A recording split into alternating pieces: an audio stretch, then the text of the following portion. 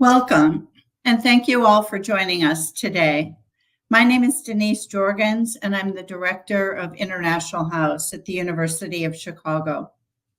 On behalf of the International Houses Worldwide community and Oneshared.world, we are so pleased to host today's program, Next Generation Leaders, Cultivating a Culture of Peace, a conversation with four amazing young global leaders who undertook Davis Projects for Peace this past summer.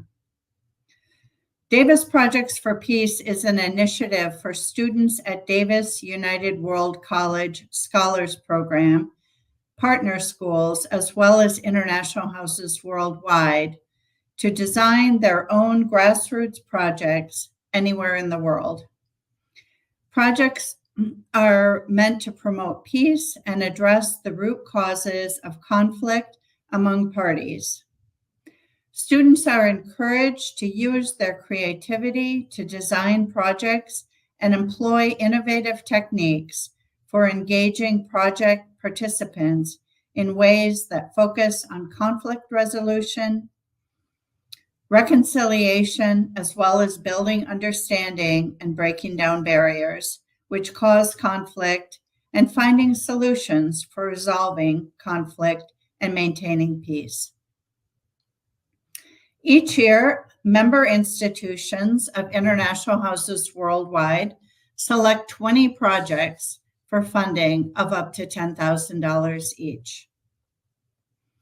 This is a special year for the International Houses Worldwide community, as our first international house in New York City, which is represented by one of their students today, is celebrating their 100th anniversary. International House of Chicago was founded by John D. Rockefeller Jr. in 1932, and so our 100th anniversary is just a few years away.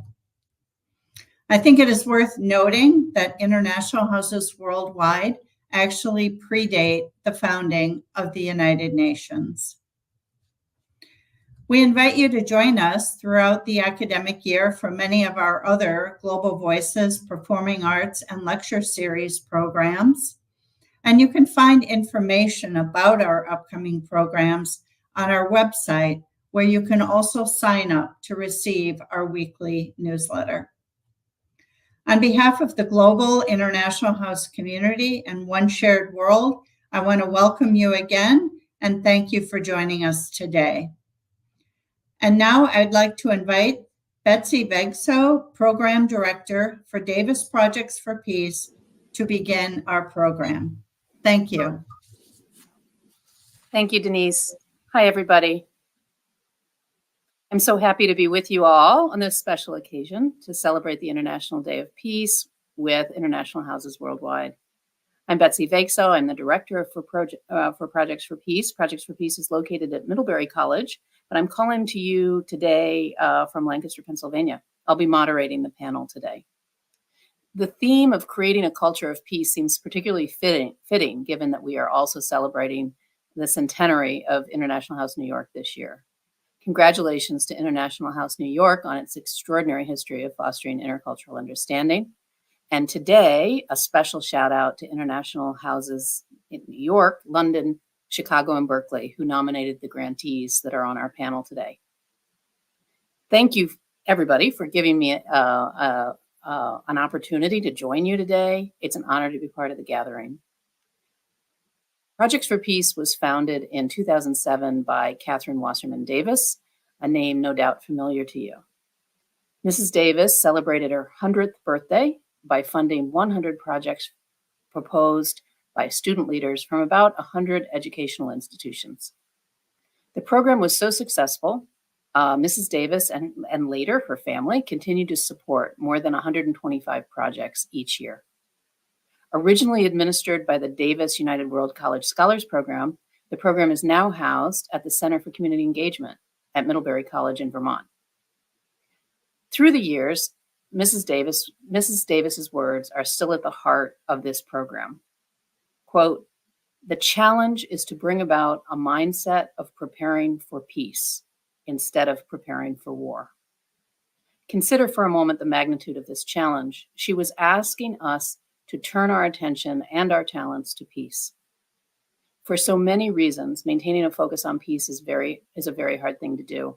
Yet Mrs. Davis had faith and trust that young people were up to the challenge. To this day, our proposal requires applicants to define peace for themselves and then to describe how they will work towards it. Since 2007, the program has partnered with about 115 different educational institutions, and almost 2,500 projects have been completed in about 150 countries. As one of our partners, International House Worldwide has the unique responsibility of nominating up to 20 projects a year, a suitable recognition, I think, of the remarkable mission and history of the International Houses. The four individuals who will be sharing their experiences today are all members of the 2024 cohort of grantees from International House, and so are fresh from their experiences of preparing for peace. I'd like to begin with introductions, and then we'll proceed with a conversation. We'll start with definitions of peace and then move to project descriptions so everybody can hear about how they spent their summer or the last few months.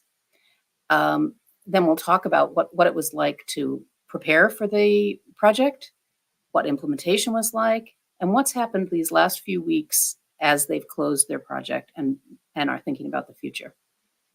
I'd invite everybody to put questions in the chat if you've got questions for any one of us, because we should have time at the end to respond to a few audience questions. I'll begin with introductions now. Animesh Singh Basnat is an artificial intelligence research fellow at the Cybersecurity Research Center of London Metropolitan University, where he specializes in creating data-driven decisions for businesses in Nepal. He is also a core team member of Digital Kala, an initiative aimed at addressing gender disparities through digital literacy, and is an active volunteer at Code for Nepal. Animesh received his master's and bachelor's in science from London Metropolitan University. Welcome, Animesh. Thank you for having me. Barak Tan is a PhD candidate in the Department of Political Science at the University of Chicago, where he focuses on democratic theory and authoritarianism.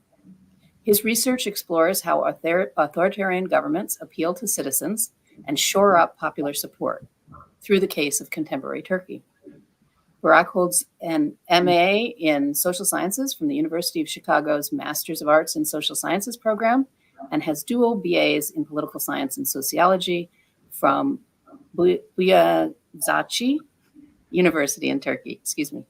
Welcome, Barak. Hi, Betsy. Thank you very much.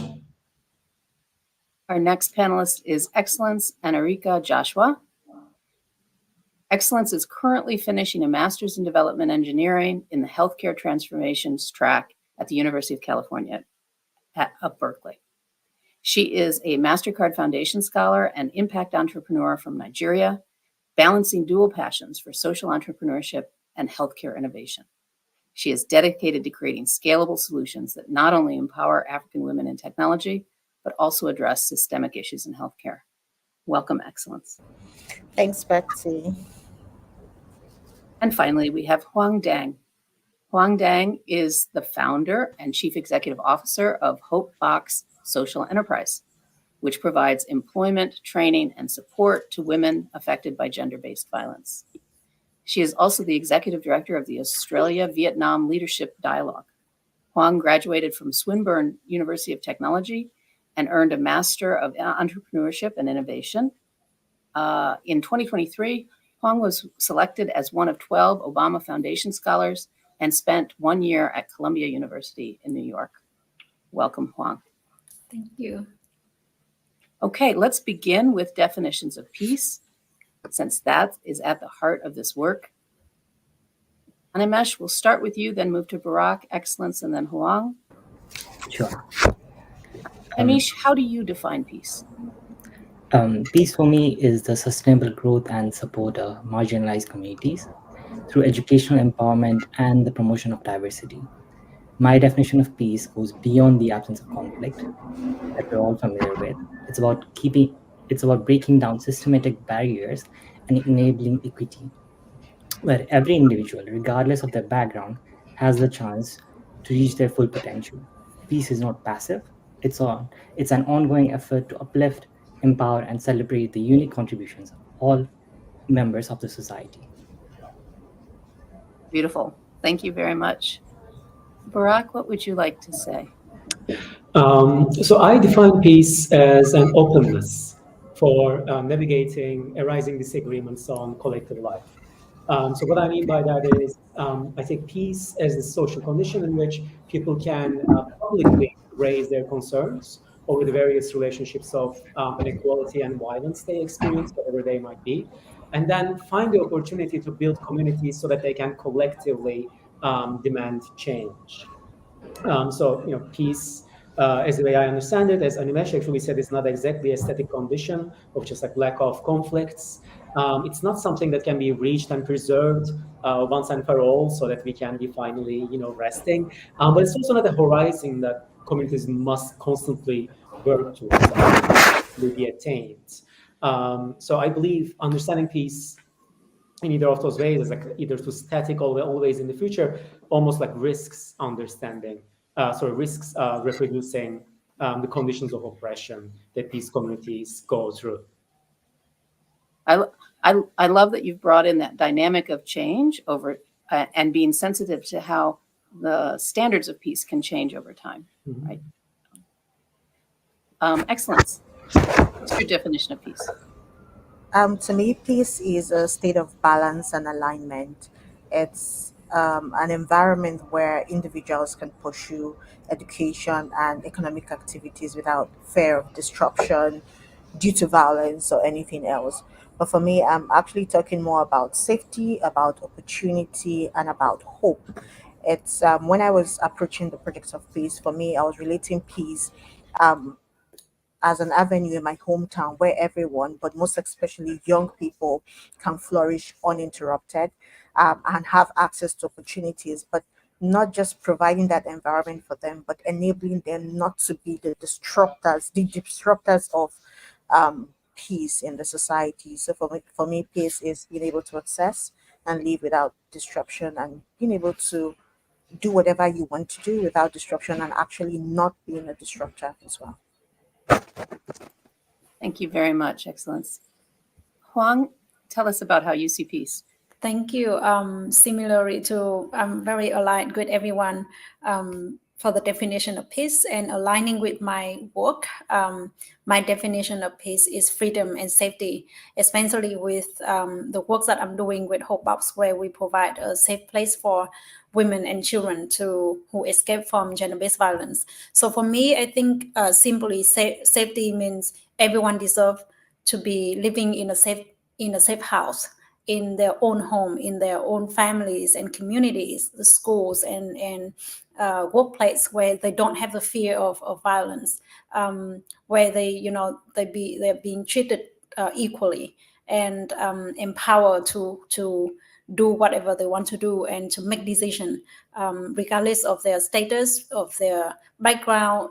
Ethnic minorities living in Vietnam, where we have 54 ethnic minorities. So everyone should have, especially women and children from marginalized community. So safety and freedoms are two things that is very important to our core values of work every day. Thank you, Huang. Why don't we stay with you and tell us what your project was. Tell us a little bit more.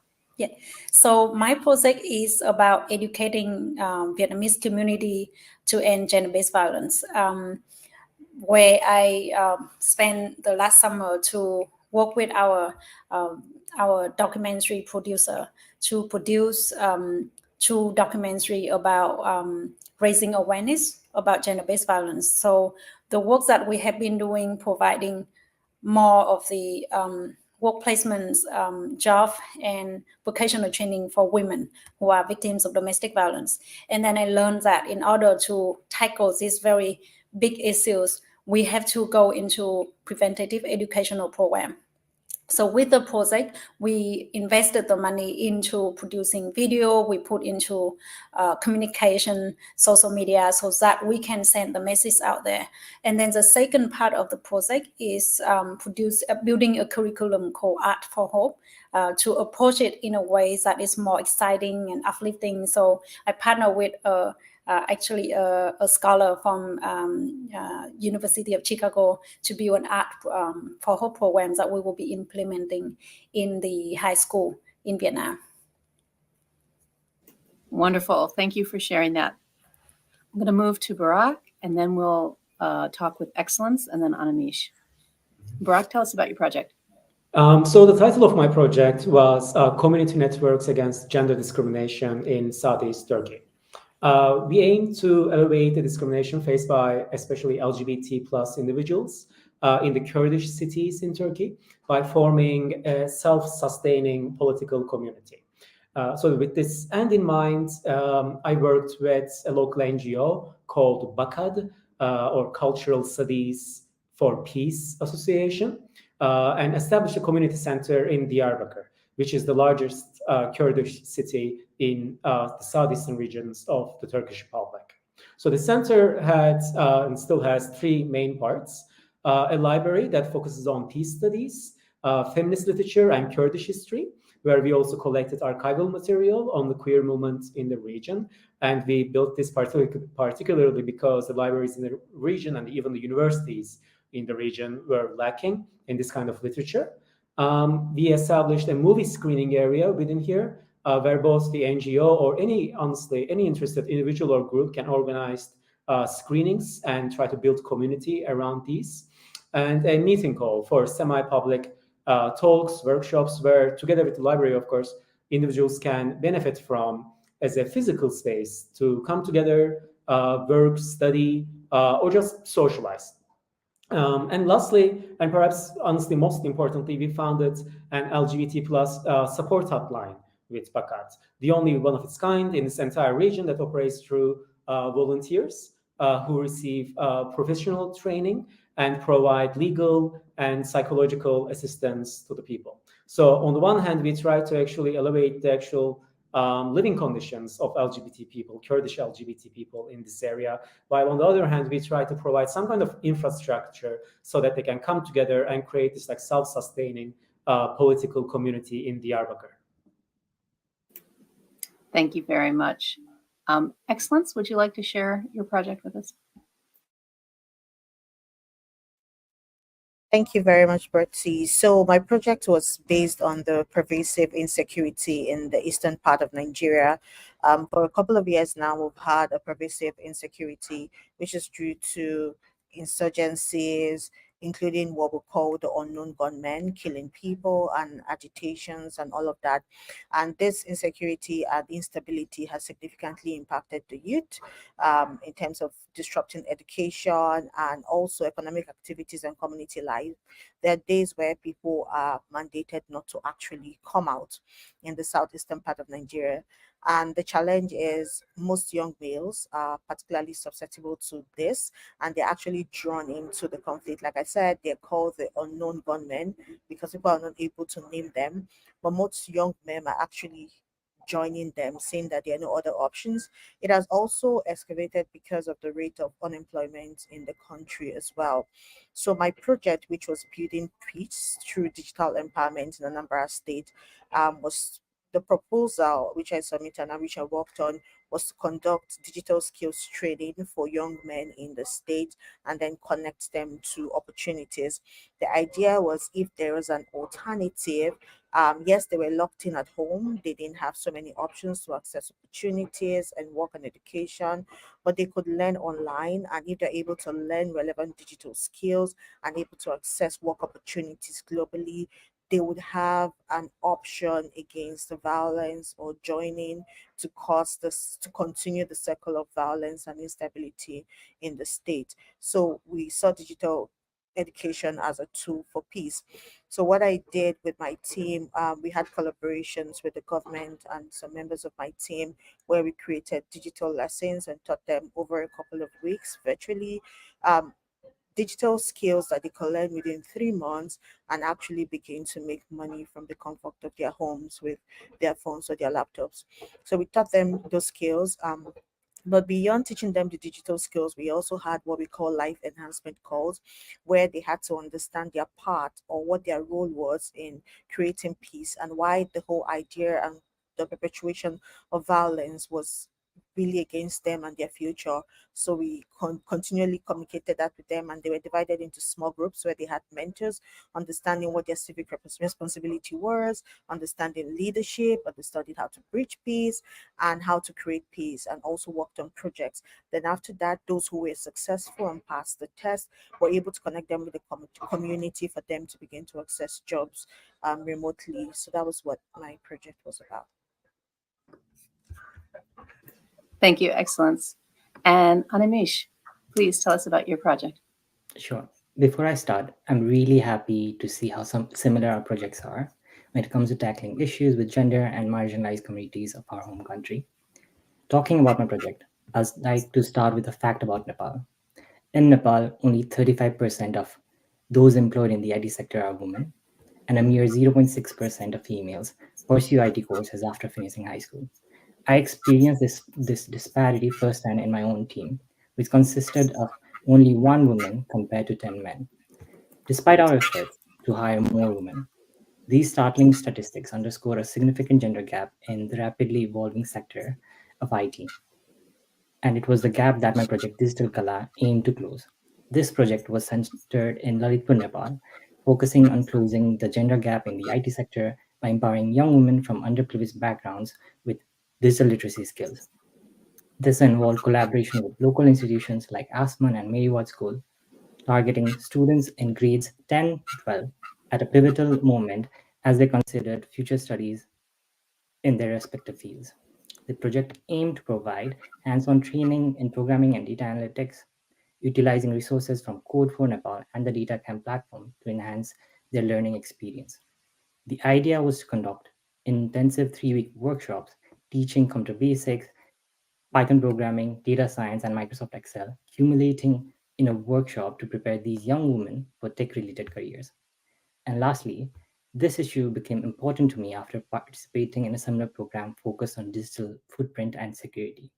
My team and I traveled to rural areas in Nepal, where I saw firsthand the transformative power of education in bridging the digital divide. This experience fueled my commitment to using my education and resources to make a tangible difference in the lives of marginalized communities, particularly young women in my home country. Terrific. Thank you very much. I'd like to go back to Barack. Please, if you could describe what your thought process was when you were developing your proposal. So thinking back those many months when you were just getting started and you were, maybe had an idea about submitting a project proposal for Projects for Peace. What were you thinking about? What was your thought process in developing a proposal? Barack, and then we'll go to Animesh. Mm-hmm. Yeah, of course. So when I saw the call from the International House, my mind obviously immediately went to the Turkish history of civil war in the Kurdish areas. I'm from Turkey. I lived there almost all my life. So when I thought like, oh, there is actually an opportunity to design a project about peace, the first thought was like, it should be something in the southeastern regions of Turkey that can perhaps both elevate the physical living conditions there and create something a bit sustainable. And that was literally the second thing that came up to my mind. Whatever I think can be designed, it should not just end after the multiple, like I guess at most 3 months of the summertime. Like after I am done with my project and return to Chicago, whatever I created hopefully should actually stand there in at least in a marginally self-sustaining way. So based on these, I started contacting the people I knew from my fieldwork, both in southeastern regions and in Istanbul. I contacted people whether about like whether they knew some NGOs who might be interested in devising a project like this, and I tried to learn about what was needed, what the scope of this project might actually be used for if our project was approved by the Davis Group. And we were incredibly lucky to work, obviously, with the iHouse mentors I have in Chicago. So between the NGO in Turkey, my academic work, and the guidance we received, the end result was this community center and hotline. It sounds like you had a multi-pronged approach, and I'm curious, did you know all those, did you know you were going to be working with all those different approaches at the beginning, or did those emerge over the course of the project? Definitely the latter.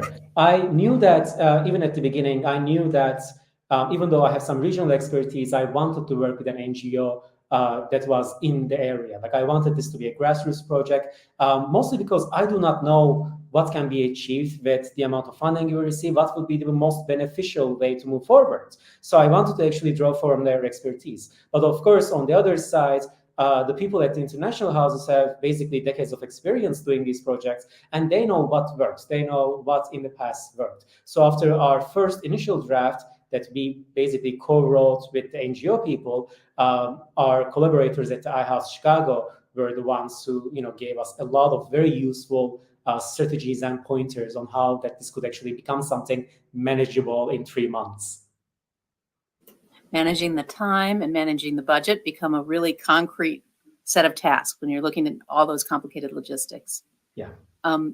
Animesh, perhaps you could tell us about what was your thought process in developing your proposal?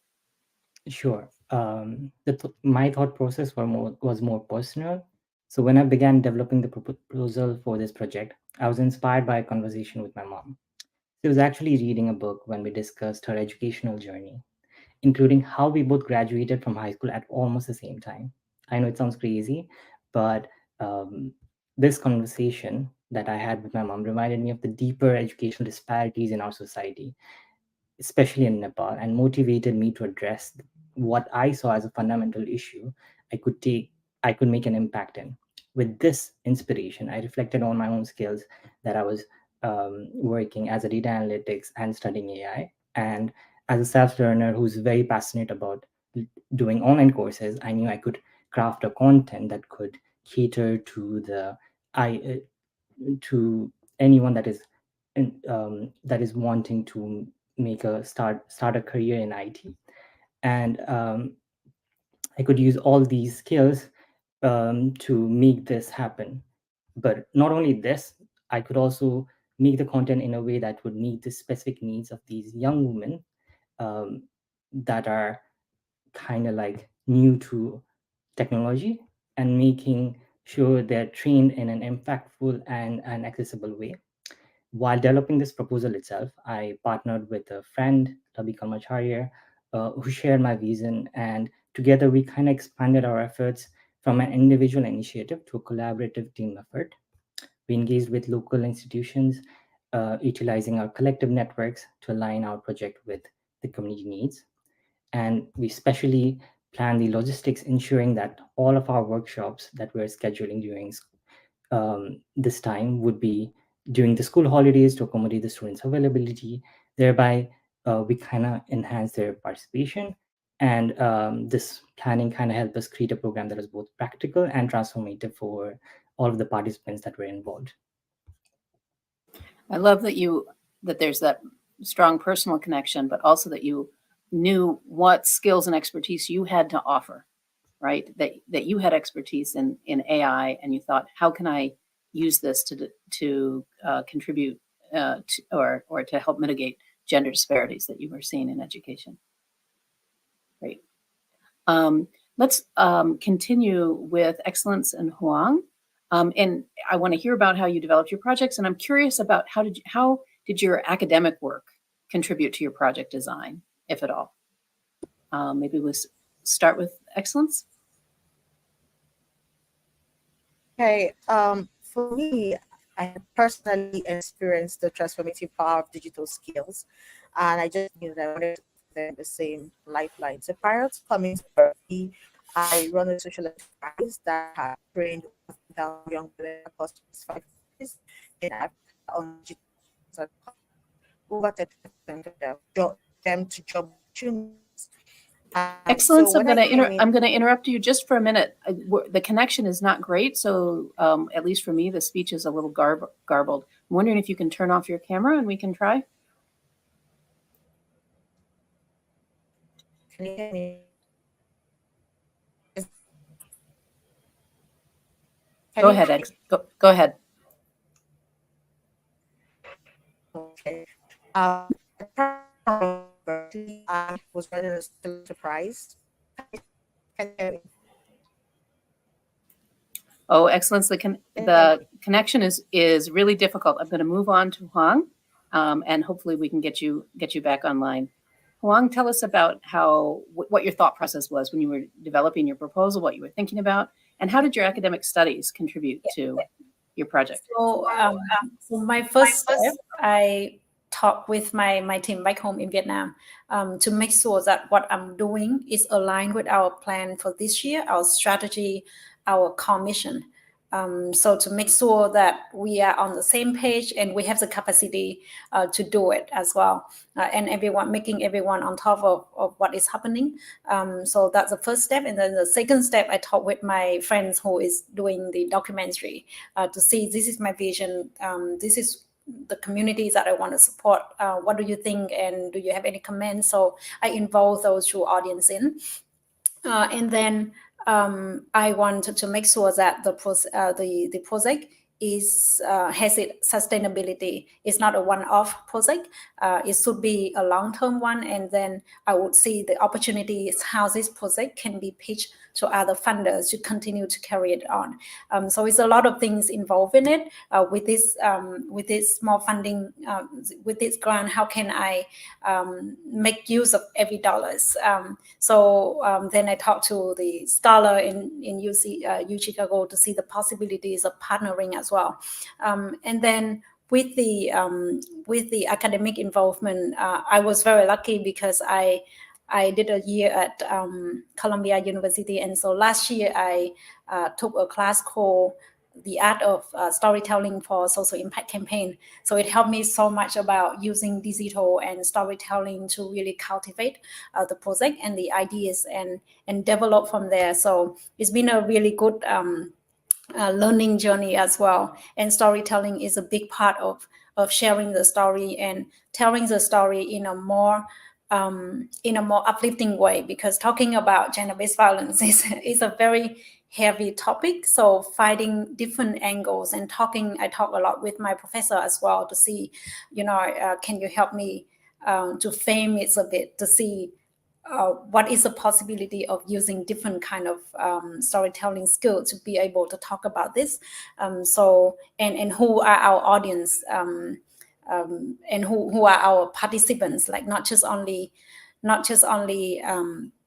the women's, but also children and their supporters as well. And I talked with one of the guest speakers during the program with the Obama Foundation Scholar Program, and she would advise me, like, talk about getting the men involved and talking in an angle where the father can talk about their involvement and what they hope for women to be able to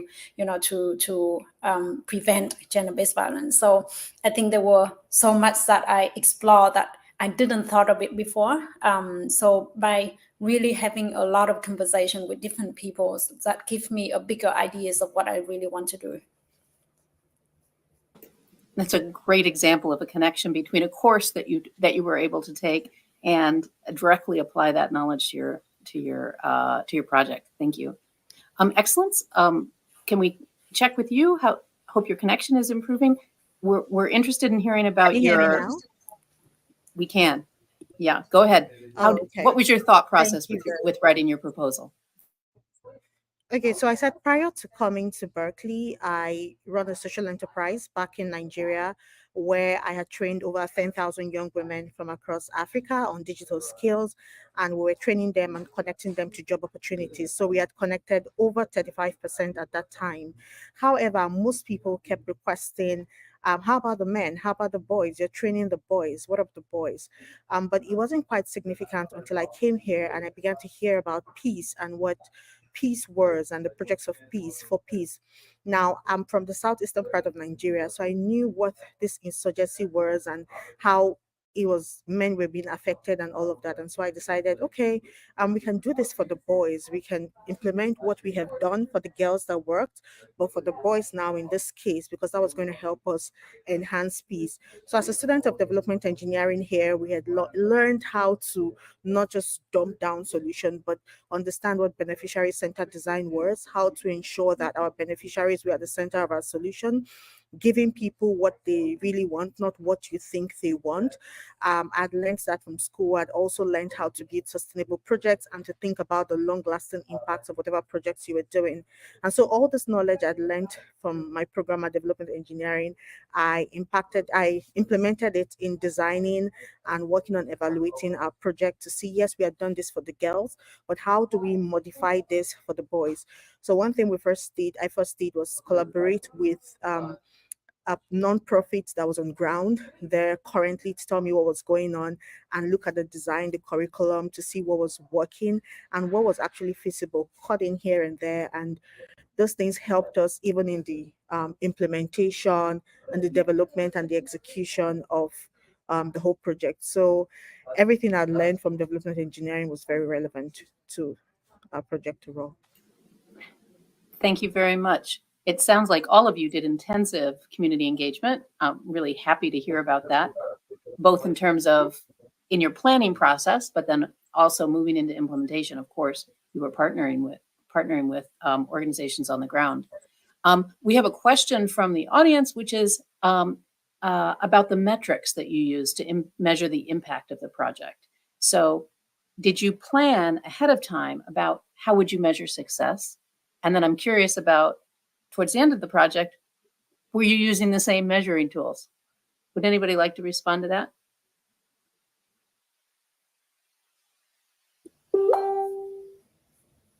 Shall I? Yes, I can. Okay, go ahead. So when we developed the proposal, we had short-term goals and long-term goals. For our impact analysis, where for the short term, we're trying to look at those who were going to complete the program actually, and we had assessments that they were going to take. So the assessment was going to help us know those who had gained the digital skills, and then within the time frame of the program, how many people are able to get jobs that could pay them before the end of the program. So those are things we wanted to see. And because of the projects that they had to do, another goal or KPI we're looking at was how they were able to strengthen the community relationships during the program. Then on the long term, we're looking at sustainable employment for participants. So not just getting that first job, but over time, how were they able to continue to get jobs and how we're able to replicate the program model in other conflict-prone areas. And so that's why it was very important for us to actually work with those in the community, and working with the Anambra Hub, who are there and will continue to be there, was very significant to the whole project from start to finish. So that was what we used for our KPIs, and we're able to get hard data from that. Thank you very much. Would anybody else like to respond to that question about what were you thinking about in terms of success and what it would look like? I can also perhaps jump in. So we were actually quite lucky that the softwares we wanted to use for the hotline actually already collected the data of who called, who actually stayed on the line for how many minutes. And then basically within the training we provided to our volunteers, we asked them to collect some, obviously this is an anonymous hotline, but we still collect some rudimentary data on where these people are coming from, their gender, what were the specific issues they were contacting us about, and whether we were able to help them in any meaningful way. So we started collecting this data, and as we started to collect data, as we saw that people were basically calling us on specific topics rather than others that we expected, we try to gear our approach towards these areas. So we, for example, changed our social media presence to actually provide information to the public on these topics. It was quite helpful. The other part, the community building enterprise, it's obviously about who actually comes to the community center, who are the return members who come to the meetings, to the workshops, etc. And that's I would say, less tangible approach to collecting the data. But it's also very nice to actually see that people are interested in the project and in the community center, to the extent that we found the chance to collect a second round of volunteers, had a second round of training since I left the field and returned to Chicago, and so that the project actually sustains itself. Terrific. Great examples. Thanks to you both. I want to switch to implementation. So at some point you knew you were in the midst of the project. You had stopped planning and you had started the actual work. I want to hear about certainly community engagement. We have a question from the audience about how did being in international spaces and communities affect the way you came up with your project design and how you implemented it. And I'm curious whether there's memorable moments for you, turning points that you had, and curious about whether everything went as planned. Huang, why don't we start with you? Yeah, I think it's a great place to be in an international space that I can learn so much, because the context of Western world and the developing world like Vietnam is just so different. So whatever we learn from the international context, it needs to be practical in our home country. It needs to be relevant to our audience as well and participants. So what I did, I love conversation. So I when I meet people, I would ask them what they are doing, what they are thinking about this topic. So by that, I learned so much about what they are doing. So then I would talk to them about it, like how about a collaborative project that we can do, but we can tweak a bit to make it more practical and to make it more relevant to our local community. So I would talk with people at iHouse. I would talk with the scholars that I'm involved with to really frame the ideas and to know that, oh, this is very cool. What you are doing is very cool, and I want to bring the program to Vietnam. I may not have the skills in producing curriculum or building curriculum, but I know who I can get support and who I can partner, who I can get as a consultant. And then I would talk to a communication consultant who was doing it with the Obama Foundation's program, who delivered a session to us. So I would set up a one-on-one meeting with her saying, I have this project. Can you help me to see how can I communicate with our audience in Vietnam, and how can I build that kind of plan? So it's really important that that we need to utilize all the networks that we have, and learning by also see if this is possible to implement, and who is doing it in the community. Is there an existing program locally, or is there something else that we can bring it to our community? So I learned a lot about that. What is the second part of the questions? Was there anything memorable in the midst of implementing it? Did you face any challenges or have to change direction in the middle of anything? Yeah, so although I learned so much, I think the biggest part was when we producing the documentary. It was so hard to get the participant to talk about their experience. We want to film the women who have already experienced it, so that we know this is a real story, but it was so triggering, so it required a lot. And then I have to talk to someone from Australia who has already doing that kind of work, to have a framework for our producer in Vietnam to interview the participants. So there were additional works that add on. At some point, I got really stuck. I was so worried. I was like, I have only another month to really work on this, and I can't afford to delay it. But it's really challenged me about thinking outside of the box and getting help. And there are people there who are really willing to support. And the most memorable moment is that I am always so curious about what is out there that people are doing. And I love being innovative and creative. So I would spend, like 4 a.m. talking with my friend from the other side of the world, basically. So it was really amazing how to see digital and, internet can help us, really connecting us to do something that seems so far, like from my friend who always wanted to bring the program internationally, and she has never done it before. So we were so excited about connecting each other and to make this program more global when we build the Art for Hope program. Yeah. Thank you so much. Those are vivid example of how you had to work on a daily basis to realize your project. And Amish, can you talk a little bit about the implementation of your project? What maybe things that didn't go as planned or memorable moments of success? Sure. So before I start, I think I'd like to break down the implementation into 3 stages, where one is the conceptualization, the second one is development, and finally the actual practical implementation itself. When I talk about conceptualization, I think it was quite easy for me because like I knew what skills I had, what I wanted to do. So creating the proposal and having an idea on what I really wanted to was quite easy. But when it comes to the development, which is for me is the um, content or the presentation that I was going to show, I think it was a bit tough, despite being a member of Code for Nepal, where I had a lot of access to the uh, relevant courses in data analytics and AI. Like I generally had a lot of presentations. I somehow was, because I was talking with people about Davy's Peace Project, some of my professors in uni and then a few staff at London Met actually gave assistance to me to kind of work on my content and actually make it more relevant and more easy for a layman to be engaged in and have fun while doing this.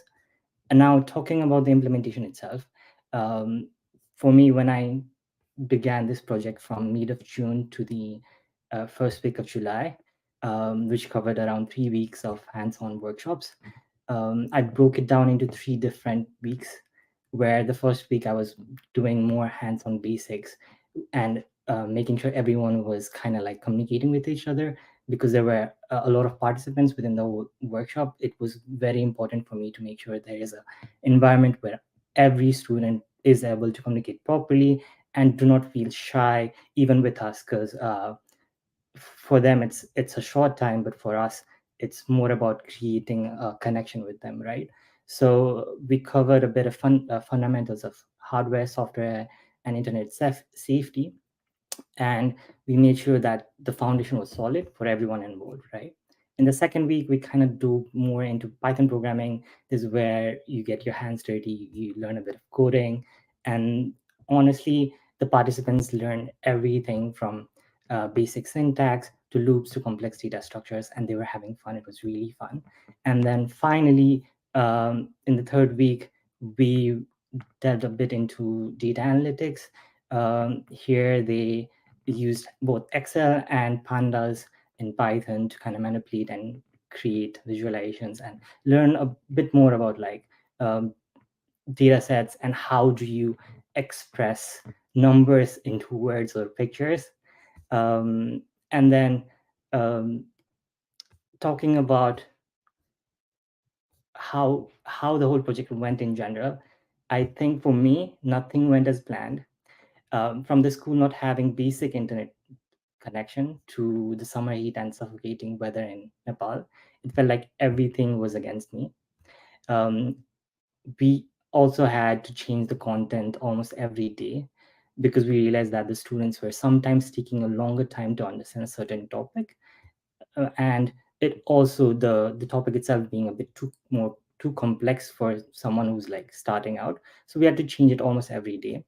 And to add to that, I also had travel restrictions for only 2 weeks, which means that I had to leave the first week in the hands of my team at Nepal before I could actually go there and take the sessions myself.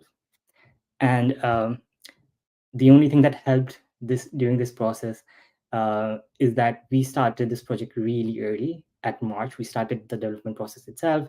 We started talking with the school that I was involved with, and then making sure all of these logistics would be taken care of with the amount that Davis Peace Project provided. It was actually easy for me to hire some volunteers and someone in logistics to handle issues with the venue, and also ask my friend Labi Kamachaya to view the school in person while I was away in UK.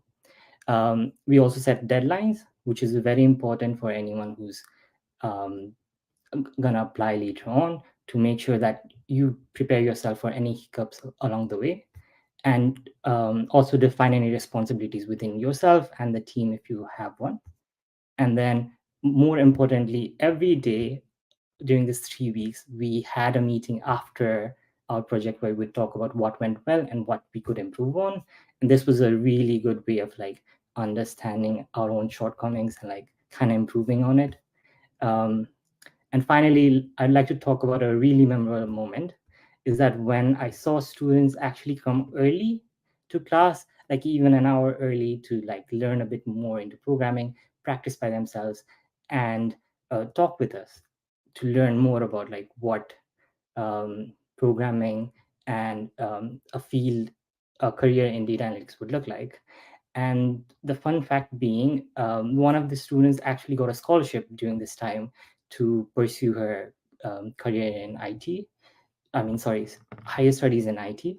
And finally, I'd like to really thank for the Davies Peace project for the budget that it really helped in every aspect, from buying a proper projector to show the presentation in the venue where there were no proper curtains, and to even put internet connection in the venue itself.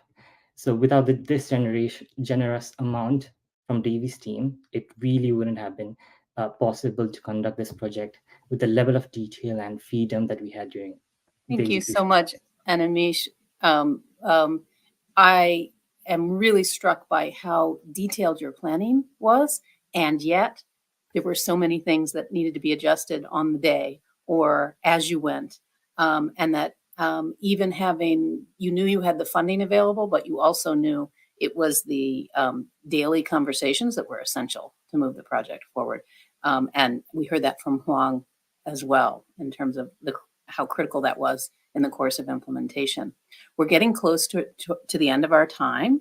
I want to invite Barak and Excellence to speak about any aspect of implementation. One question that's come up from the audience is how you managed other responsibilities. What was going on at university? Did you have a job? Did you have other family responsibilities?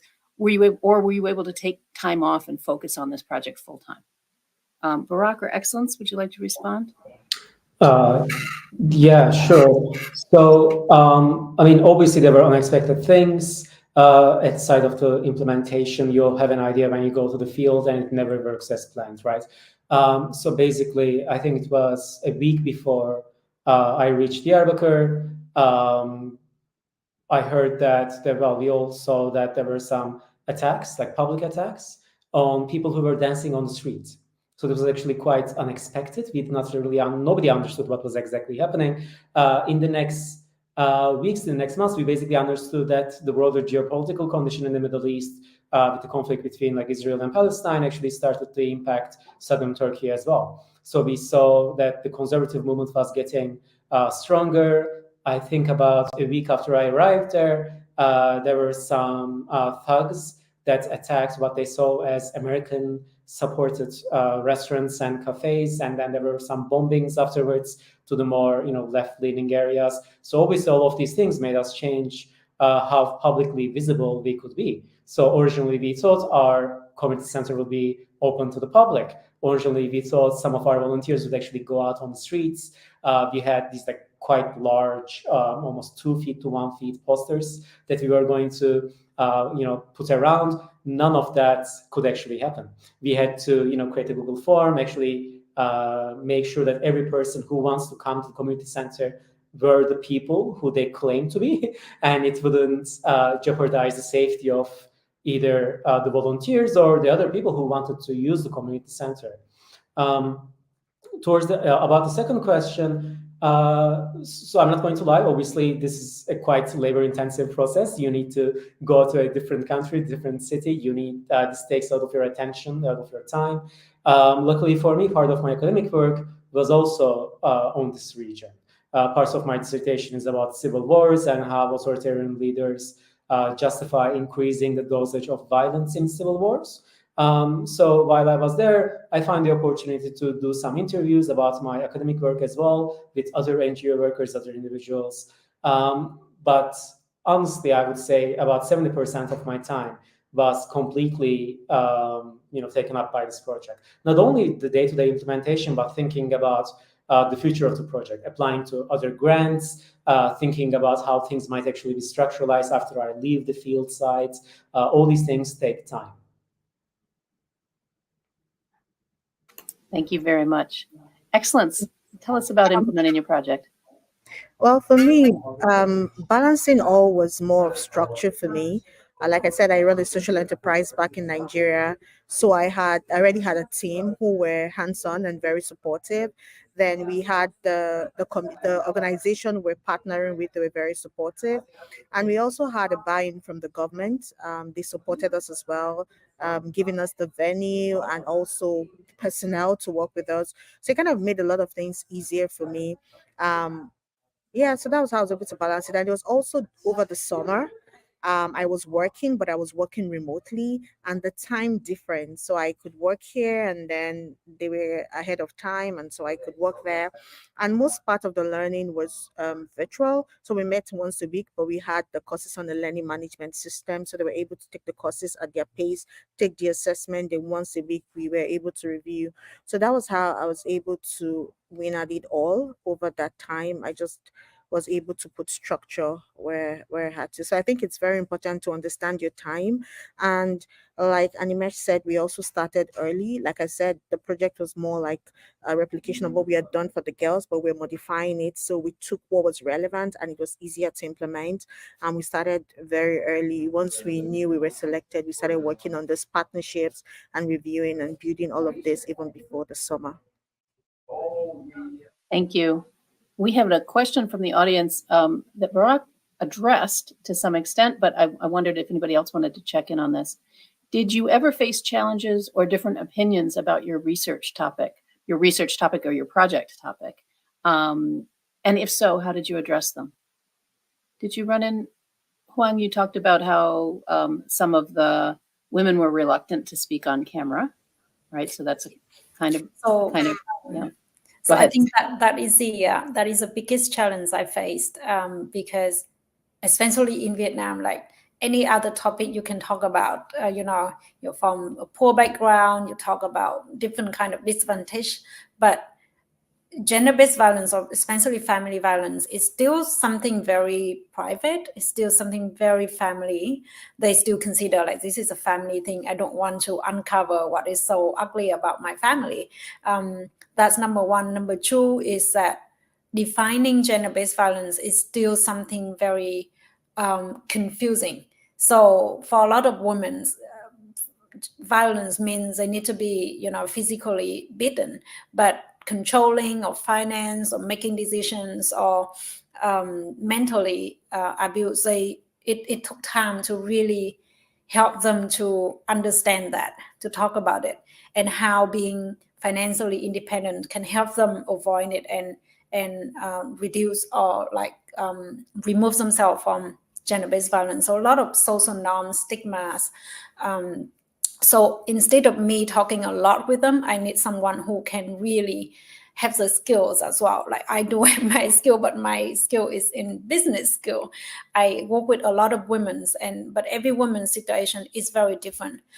So I connect them with my sister who was a victim of domestic violence for 7 years, and she was the reason why I opened my social enterprise. So I connect them to so that they have a similar story and they are being empowered to talk about it from someone who already has that experience but get out of that and being independent and successful and see that this is a possibility and there is a future. So I think my biggest challenge was about being able to really talk about it. Yeah, and but I think after that when we do the video, it's very successful because people would now think that, oh, I have never thought that this situation is also violence. Yeah. And Amish, I'm curious if did you run into any challenges or different opinions about your approach? Sure. I think I've covered a lot of challenges, the challenges that I faced in person, and some of the challenges that were more regarding logistics. But I think another one challenge that I forgot to mention was that for some of the participants, they were the first to go to high schools or even like think about higher studies. And for these girls who come with such background, who are like very financially restricted, um, for them to come to this project, it was a bit hard at first because um, there were limitations in terms of like, okay, if they come to this project, what is the final outcome? Like, how can they actually go forward to actually have a career? So in that terms, it was really grateful for Code for Nepal to provide certain scholarships, and then for us to also use some funding to help them by giving them laptops to actually help them pursue their career in IT, because for a lot of students, a major chunk of their money actually goes into equipments when it comes to IT. So that's one of the challenges that I forgot to mention before. Thank you for that. Not everyone continues their specific project work. Not every Projects for Peace grantee, but some do. It's neither an expectation nor a requirement that it continues, but the impact of the project can live on in other ways. So I'm curious, what do you feel might be the longer term impacts of your project for you and for the community that you worked with? Excellence, would you like to begin? Well, for me, the issue we're addressing is an issue that is encountered by the whole of the southeastern states, and we have 5 eastern states, and I just worked in one state and just the community in that state. And so one of the outcomes we're looking at was the potential of replicating the project across other communities and other states, of which we're already having conversations with. My organization is focused on girls and women, and so collaboration is very important and handy here. And so we are working with the Anambra Tech community to spread it across the state. We also spoke with the state government to see how can we include this into the secondary school curriculum, to see how we could scale that. So we're having that kind of conversations, and then also conversations with other states as well to see how we can, because for us, we're able to defend or argue the fact that digital literacy is now a life skill, just like numeracy and literacy, and something they should all know. And so, yes, we're working on that. We look forward to it being adopted and replicated across the Southeast and maybe across Nigeria as well. Remarkable. Thank you. Excellence. Animesh, you didn't have a existing organization when you started. Do you see the work continuing in any way, or what's the long-term effect for you and the people you were working with? You're quite right. Actually, when we started off, although we were calling it a team like Digital Kala, it hadn't started into an organization. And we actually had only like 3 members at the start, 3 to 5 members, that we were like constantly changing because like someone had their exams or something was going on. But because of this project, by the end of this initiative, we actually started a group. We are yet to officially create an organization out of it, but we're in the process of creating it actually. And then talking about what we're going to go forward with this. With the project, we saw clear impact on how we can impact young kids, but now going to an even more bigger problem, which in terms of Nepal is about, yes, there are people with education, but what about job opportunities? So we're actually thinking of a model to kind of inculcate the people that we're giving courses to actually perform industry level works or some kind of internship which they can use to kind of boost their chances of going to the industry, like because right now there's a lot of companies, but there's actually less jobs when it comes to IT. So we want to create this model within ourselves, which will help these students start off their career in IT and eventually start even their own companies, in fact. So that's the model that we're actually looking forward to. Barak, did you want to jump in here? Yeah, I mean, in my case, honestly, it was easier because the NGO I was working with was already there, and they've been continuing their work since I returned. I continue to have at least weekly meetings with them. We are in contact, especially when they need to apply to new grants, in stuff about their social media presence. And yeah, we basically try to iron out any difficulty whenever they come up. It's so interesting because I didn't know these people 3 months ago, and now I feel so much solidarity with both the people who work at the NGO and the actual Kurdish LGBT people that I had a chance to meet and hopefully help a little bit. So it's not that easy to, like return to Chicago and leave everything behind. And I'm very happy to say that the work has been going on. Great to hear. It's those relationships that were put in place, even if the infrastructure isn't quite there, those relationships are in place that will carry you forward with your vision. Can I come back? There was a question about how you link your assessment metrics to your definition of peace. So we're coming back now to your definition of peace. Now that you've done the project and you're thinking about, in concrete terms, what you accomplished, can you describe for us how those two things relate to you now, after the project, how your work relates to peace building? Barak, why don't we stay with you on that question? Yeah, I mean, my definition of peace already was quite integral to how I thought about the project. For me, we cannot actually strive for a specific benchmark where, once we actually attain that, that's going to solve, the issue that we are finally there. We are talking about a region that's been going through a civil war for a very long time, and there's some kind of conflict there since 1980s at least, and previously for the last couple centuries preceding that. So what I hope to achieve was to create this environment in which people could trust each other. They could come together as a community and make demands, either from in a small scale, let's say, come together, collect signatures and make a demand, or have a meeting with the local government, or have some greater demands, usually through social media or any kind of media presence.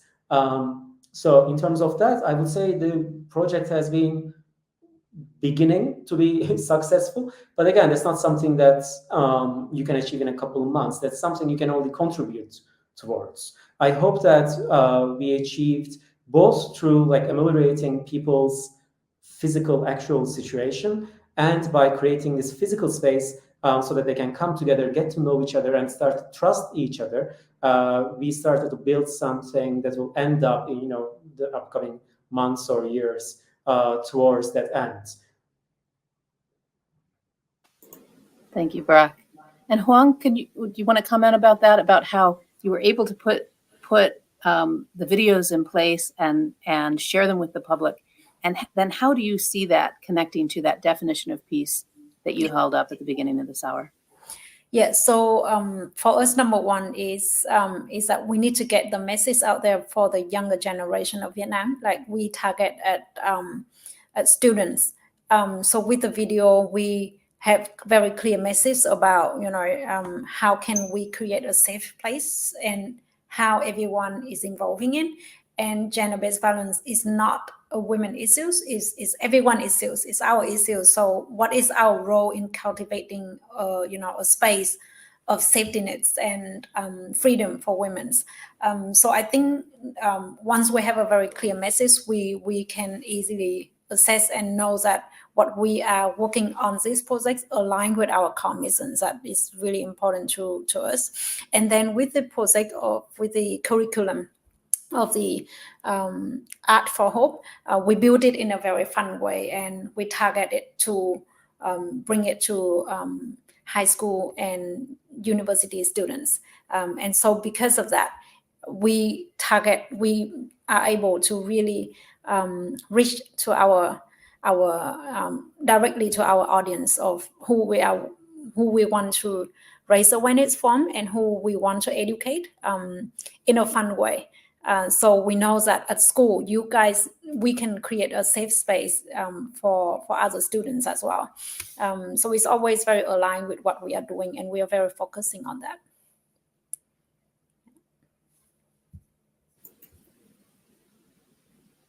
I want to ask a question that was asked earlier from the audience is, how did your iHouse experience impact your views on peace?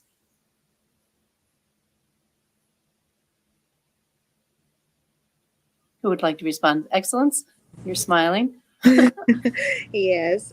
So at the iHouse here in Berkeley, we have this global leadership program, which I was partially a part of, partially because for a part I traveled, but for most part, for a bit, I was able to take the assessments and the test, and it opened my eyes to a unique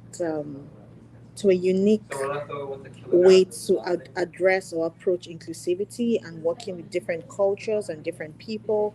Yes, I was working with my people here, knowing that that's kind of my hometown, but they were men, they were different. And so most of what I had done in that survey kind of helped me to know how to work with them and apply that also in their survey. Another thing that also helped me was understanding people and culture and trying to build that, which came very handy in living in iHouse. And iHouse was very important that you're living with people with different cultures, and patience was important and trying to be inclusive. So in our first week of the program, we had built all of this and it was fantastic. But then approaching it, we encountered a problem and we had to review. And it was things I had learned from that global leadership program that kind of helped me to know, okay, we're not perfect here. Let's go back. Let's listen to them and really understand what they are saying and why they are saying it. And so I'm very grateful to have lived at International House. Would somebody else like to comment about their experience at International House and how it impacted your views on peace?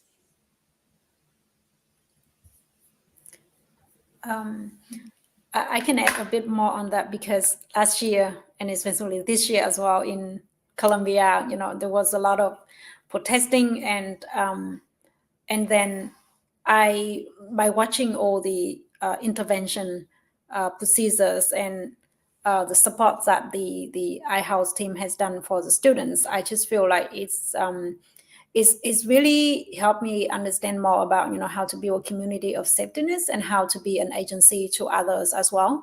And also at iHouse New York, we also had the meditation group where some other residents also, they just initiated it and then promoted, and then we joined it. So there were a lot of activities to help students, especially during a very tough time, and also during the finals and things like that. So it makes me think like, having a community of people who support for when we encounter some kind of difficulties, like being present, being there for them is really important. And that is how we are cultivating a culture of peace for everyone, not just something very big out there or global global issues, but it's something that is so relevant to us and so close to us that we can provide and lend a hand of support that is so important during that kind of time. Yeah. Thank you very much. We just have 2 minutes left. If you would just like to share a little piece of advice that you'd give to anybody who's listening, who's thinking about doing a project for peace. So just a sentence each. What advice do you have for someone who's considering to apply? Anamish?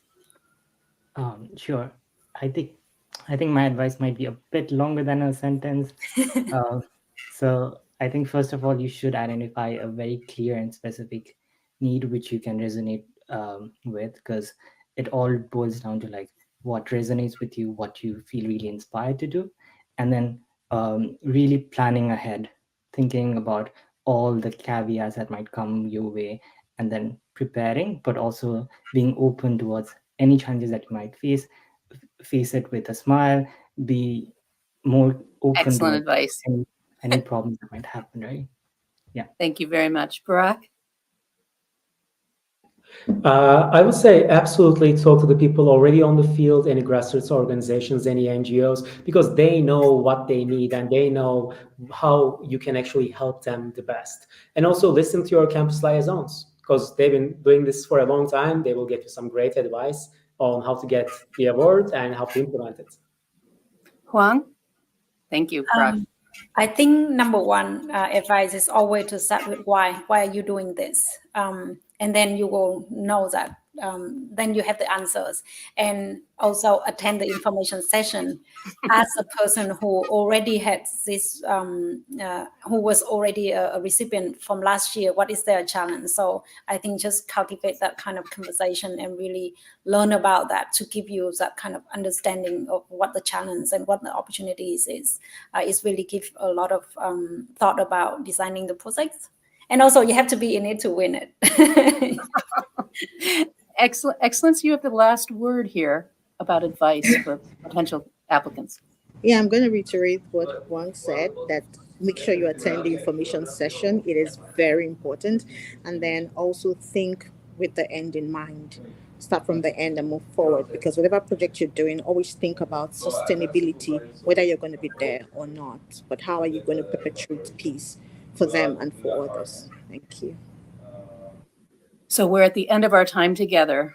I hope everybody who was listening enjoyed this conversation as much as I did. I feel like I learned a great deal about the work that, the efforts that you were making, the work that you accomplished this summer, and your ambitions for the future. So thank you to the panelists and to the International Houses Worldwide for organizing this and bringing us together. All the best to you. I look forward to hearing from next year's applicants at Projects for Peace. All the best. Bye-bye.